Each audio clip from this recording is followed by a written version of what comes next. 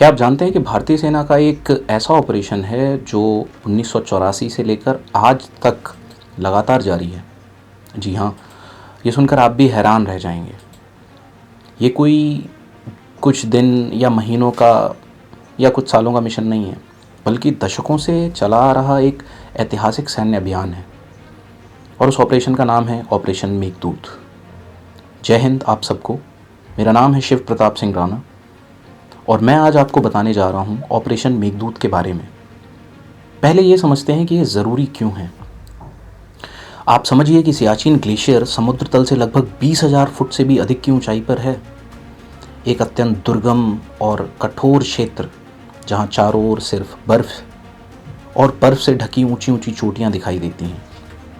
यहाँ का तापमान कई बार -40 से -60 डिग्री सेल्सियस तक गिर जाता है।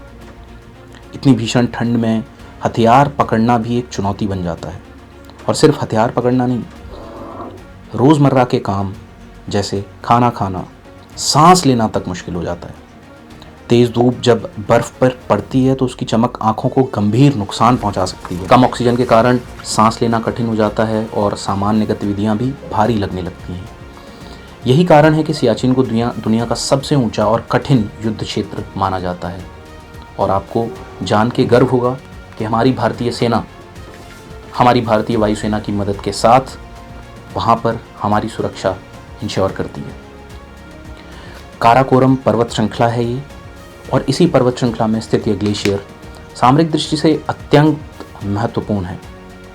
यह पाकिस्तान अधिकृत कश्मीर और चीन की सक्शगाम घाटी के बीच एक रणनीतिक दीवार की तरह है।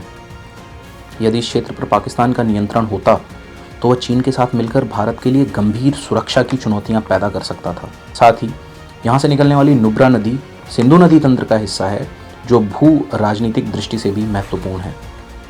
1949 के कराची समझौते और 1972 के शिमला समझौते में सीमा रेखा, जो केवल पॉइंट NJ9842, जिसको आप यहाँ पे देख सकते हैं, यहाँ तक निर्धारित की गई थी और इसके आगे के क्षेत्र को निर्जन और दुर्गम मानकर स्पष्ट रूप से चिन्हित नहीं किया गया था।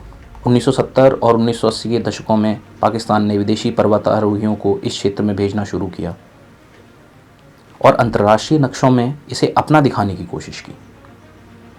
और जब भारतीय सेना को इसकी जानकारी मिली तो स्थिति की गंभीरता को समझते हुए कार्रवाई की तैयारी शुरू हुई। खुफिया सूचनाओं से पता चला कि पाकिस्तान अत्यधिक ठंड के लिए विशेष उपकरण जुटा रहा है और सियाचिन में सक्रिय होने की योजना बना रहा है। इसके जवाब में भारत ने 13 अप्रैल 1984 को ऑपरेशन मेघदूत की शुरुआत की और दुश्मन से पहले रणनीतिक दर्रों पर पहुंचने का निर्णय लिया। जम्मू और कश्मीर के श्रीनगर में 15 कोर के तत्कालीन general officer commanding lieutenant general Premnath ने ऑपरेशन मेघदूत की अगुवाई की। भारतीय वायुसेना के हेलीकॉप्टरों की मदद से सैनिकों को ऊंची चोटियों पर उतारा गया और महत्वपूर्ण स्थानों पर नियंत्रण स्थापित किया गया। इन परिस्थितियों में सैनिकों को भीषण ठंड, बर्फीले तूफानों और ऑक्सीजन की कमी का सामना करना पड़ा। मैं आपको एक बात बताना चाहता हूँ, ये एक ऐसी जगह है जहाँ आपको सनबर्न और फ्रॉस्टबाइट एक साथ हो सकता है, क्योंकि सूरज की तपन बहुत तेज़ होती है और तापमान बहुत ही कम। और इसी कारण हमारे कई जवान frostbite, high altitude pulmonary oedema और अन्य गंभीर बीमारियों का शिकार हुए। इसके बावजूद उनका मनोबल अडिग रहा। 1987 में पाकिस्तान द्वारा स्थापित एक ऊंची पोस्ट पर भी भारतीय सेना ने साहसिक कार्रवाई करते हुए कब्जा कर लिया, जिसे बाद में बाना टॉप का नाम दिया गया, जो कि उस समय सूबेदार बाना सिंह के नाम पर था और उन्हें इसलिए परमवीर चक्र से भी सम्मानित किया गया। ऑपरेशन मेघदूत आज भी जारी है। ये केवल एक सैन्य अभियान नहीं है, बल्कि भारतीय सैनिकों के अदम्य साहस, त्याग और राष्ट्रभक्ति का जीवंत प्रतीक है। सियाचिन की बर्फीली चोटियों पर तिरंगा आज भी शान से लहरा रहा है और हमारे वीर जवान हर परिस्थिति में देश की सीमाओं की रक्षा के लिए डटे हुए हैं।